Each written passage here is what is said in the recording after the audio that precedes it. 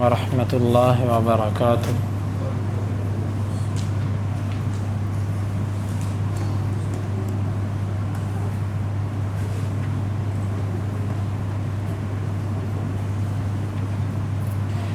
سورۃ التوبہ آیت نمبر 9۔ اعوذ باللہ السمیع العلیم من الشیطان الرجیم من ہمزہ ونفخہ ونفثہ۔ اشتروا، انہوں نے بیچ دیا،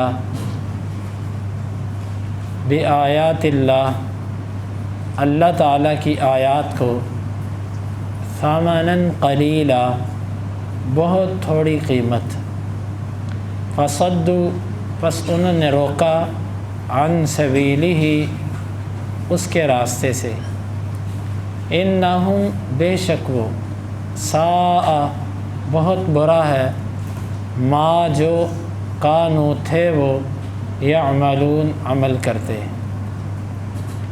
لا یرقبون، نہیں وہ انتظار کریں گے، نہیں وہ رعایت کریں گے، فی مؤمن، کسی مومن کے بارے میں، الا، کسی رشتہ داری کی، ولا ذمہ، اور نہ کسی معاہدے کی، اولئک، یہی لوگ، ہم وہی، المعتدون، حد سے بڑھنے والے ہیں۔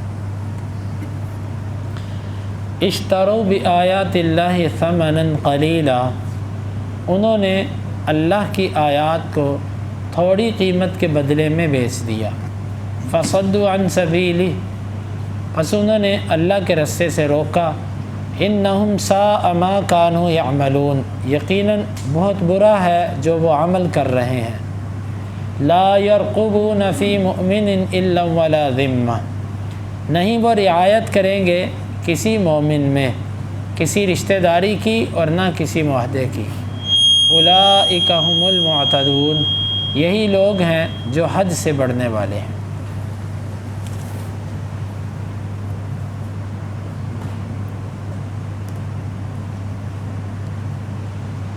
ان مشرکوں نے اللہ تعالیٰ کی آیتوں کو تھوڑی سی قیمت کے بدلے میں بیچ دیا۔ یہاں پر بیچنے سے مراد ہے کہ دنیا کو اختیار کر لیا اور اللہ تعالیٰ کی آیتوں کو ترک کر دیا، یعنی کہ مطلب یہ ہے، ایک طرف اللہ تعالیٰ کی آیات تھی اور ایک طرف دنیا تھی، انہوں نے آیتوں کو چھوڑ دیا اور دنیا کو لے لیا، یہ مطلب ہے۔ ثمنا قلیلا، تھوڑی قیمت، تھوڑی قیمت کا مطلب کیا ہے؟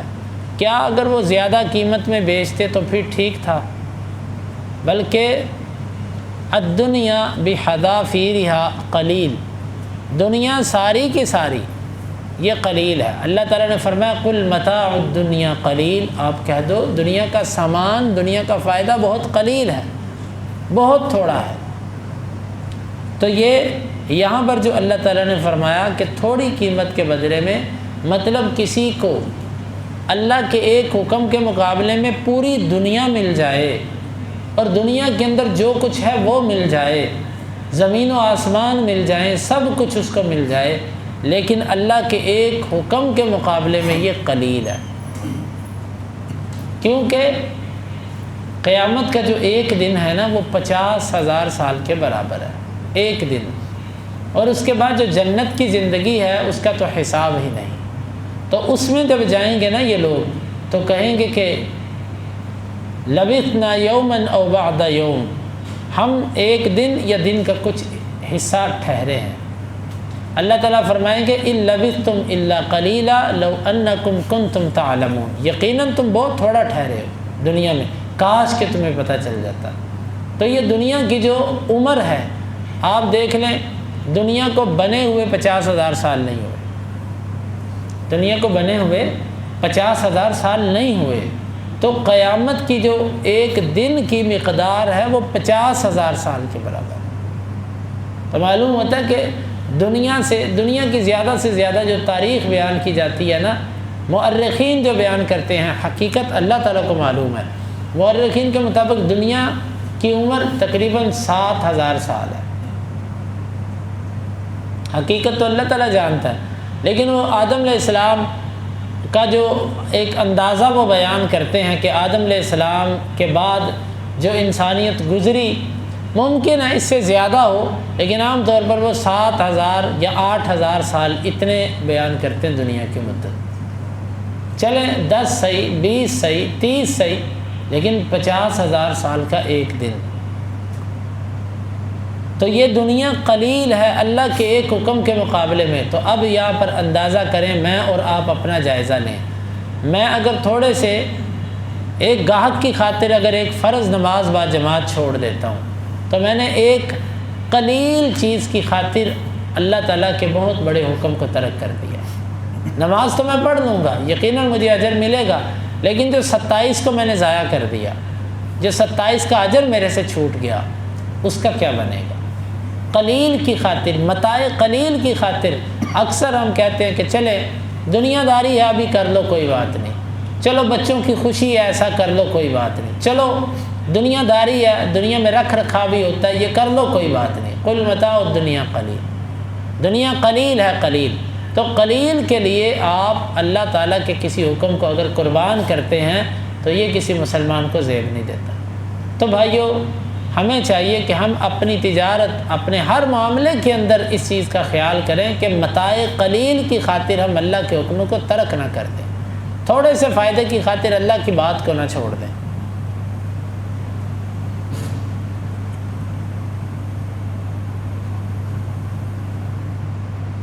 فصدوا عن سبیلی، انہوں نے اللہ کے رستے سے روکا۔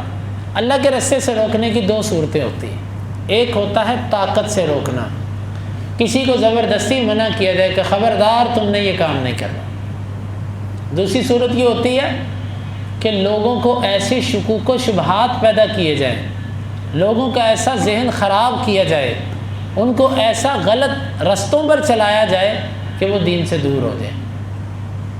مثلا کوئی دین پر چلنا چاہے، اس کو کوئی بندہ یہ کہہ کر دین سے ہٹا دے کہ یار تو نے ابھی چھوٹی سی عمر پر داڑھی رکھ لی ہے، تیری شادی کیسے ہوگی، تجھے جاب کیسے ملے گی، تجھے رشتہ، یہ معاملات کیسے چلیں گے، ٹھیک ہے رکھ لینا لیکن ابھی نہیں۔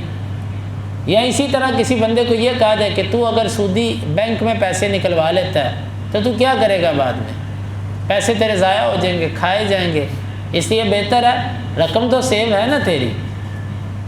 یا اسی طرح کسی انشورنس بیمہ پالیسی والے کو کہتا ہے کہ بھائی تیرا اگر سڑک پہ جاتے جاتے حادثہ ہو جاتا ہے، ٹریفک کے اندر کوئی ایکسیڈنٹ ہو جاتا ہے، چل تیری تو کوئی بات نہیں، کسی کا نقصان جو ہو جائے گا کسی کی گاڑی کا، تو اس نقصان کو کیسے بھرے گا؟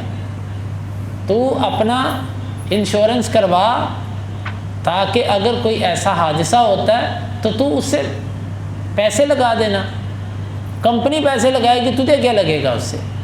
یعنی کہ ایسے شکوک و شبہات پیدا کرنا، ایسے وسوسے دل کے اندر ڈالنا کہ جس سے بندہ دین سے دور ہو جائے۔ یا عقیدہ توحید کے بارے میں جو اللہ کی توحید بیان کرے اس کو یہ کہنا کہ جی یہ تو اولیاء کو مانتے ہی نہیں ہیں، یہ ہر وقت ایک اللہ کی بات کرتے ہیں، یہ تو پیروں فقیروں کو مانتے ہی نہیں۔ اور اگر کوئی یہ کہے کہ نبی صلی اللہ علیہ وسلم کی خالص اتباع کرو، تقلید نہ کرو، تو اس کو یہ کہا جائے کہ جناب یہ تو ائمہ کے منکر ہے، یہ تو اماموں کو مانتے ہی نہیں ہیں۔ اور اگر کسی کو یہ کہا جائے کہ بھئی دین کے اندر بدعات اور ان خرافات سے بچو، تو آگے سے کہا جائے گا کہ جناب ان کو تو اللہ کے رسول سے محبت ہی نہیں، ان کو کیا پتہ عشق رسول کیا ہوتا ہے، یہ تو عشق سے عاری لوگ ہیں۔ اور اسی طرح اگر کسی بدعت پہ رد کیا جائے کہ بھئی یہ جو تم دعا کرتے ہو فرض نماز کے بعد ہاتھ اٹھا کے، ہر فرض نماز کے بعد، کہ یہ اللہ کے رسول صلی اللہ علیہ وسلم نے کی ہے، آگے سے کہا جاتا ہے یہ دعا کے منکر ہے۔ یعنی کہ آپ کسی بندے کو کسی بدعت اور کسی غلط چیز سے آپ روکیں گے، وہ آپ کو ایک ایسی آپ پر تبصرہ کرے گا کہ آپ پریشان ہو جائیں گے۔ یقیناً یہ رستے سے روکنے کی صورتیں ہیں۔ ایک بندہ اپنے بچے کو دین کی طرف لانا چاہتا ہے، بھئی میں اپنے بچے کو عالم بناؤں گا، میں اپنے بچے کو حفظ کرواؤں گا تاکہ وہ میرے بچے کی دنیا بھی سنور جائے، آخرت بھی سنور جائے، اور ہماری بھی آخرت سنورے اور دنیا سنورے۔ لیکن اس کو کہنے والے کیا کہیں گے؟ مدرسے بھیج رہے ہو، اس کے معاش کا کیا بنے گا، کہاں سے یہ کھائے گا؟ دیکھیں میں ایک بات کر رہا ہوں، جس وقت ضروری نہیں کہ ہر آپ اگر عالم بن گئے تو آپ کاروبار نہیں کر سکتے.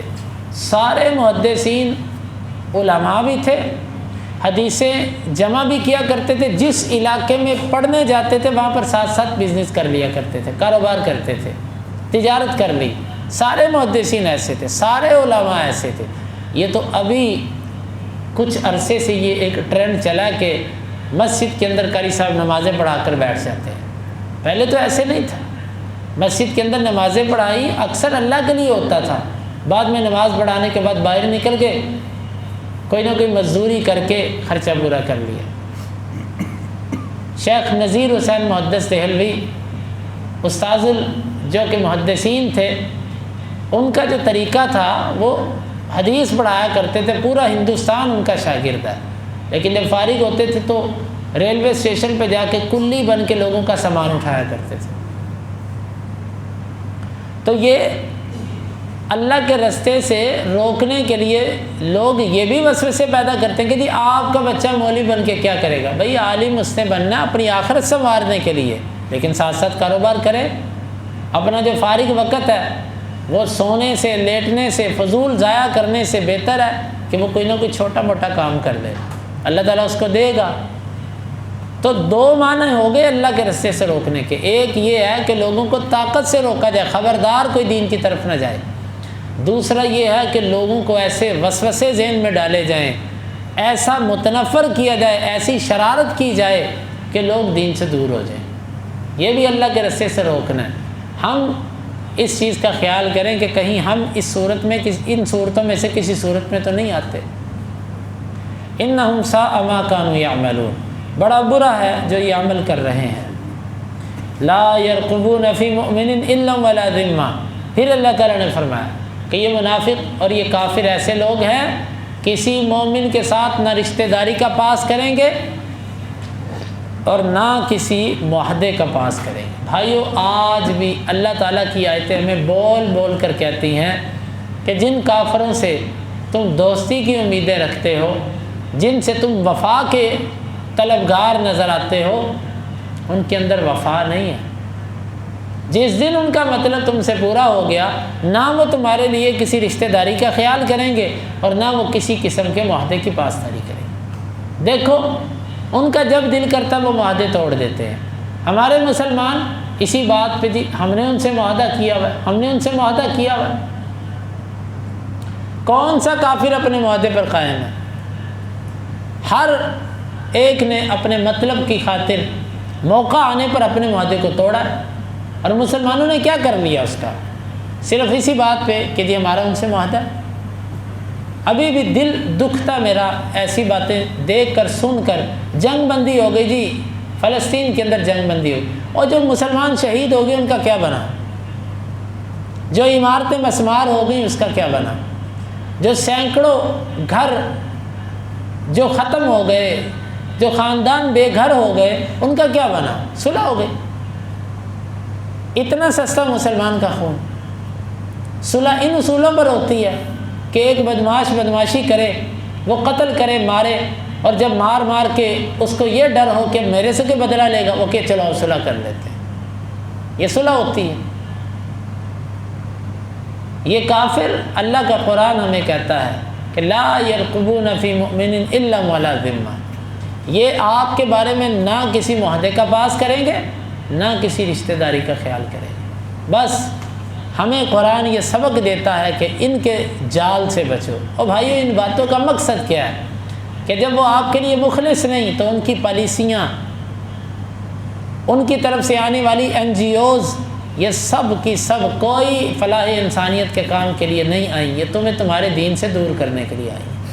ان کا بنایا ہوا تعلیمی نصاب، ان کے بنائے ہوئے تعلیمی ادارے اور ان کی خیراتی ادارے جو ہمارے ملک کے اندر کام کرتے ہیں، یہ سب اصل مقصد دین سے دور کرنا ہے.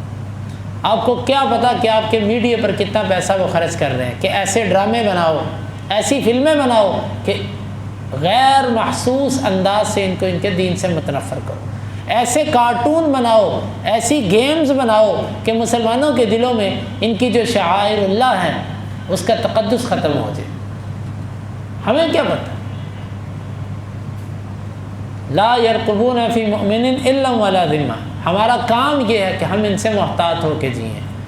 ہم نے اپنے بچے ان کے حوالے کر دیے، ہمارے اسکولوں پر نصابوں پر ان کا قبضہ، ہم نے اپنے بچے سفارشیں کر کر کے اسکولوں میں داخل کروا دیے، اور کسی ادارے میں داخل کرواتے وقت اس کے نصاب کو ہم نے نہیں دیکھا۔ واللہ انگریز نے پورے ہندوستان کے اندر ایک کام کیا، آپ غور کریے گا، اس نے سکول اور مسجد جدا کی ہے بس۔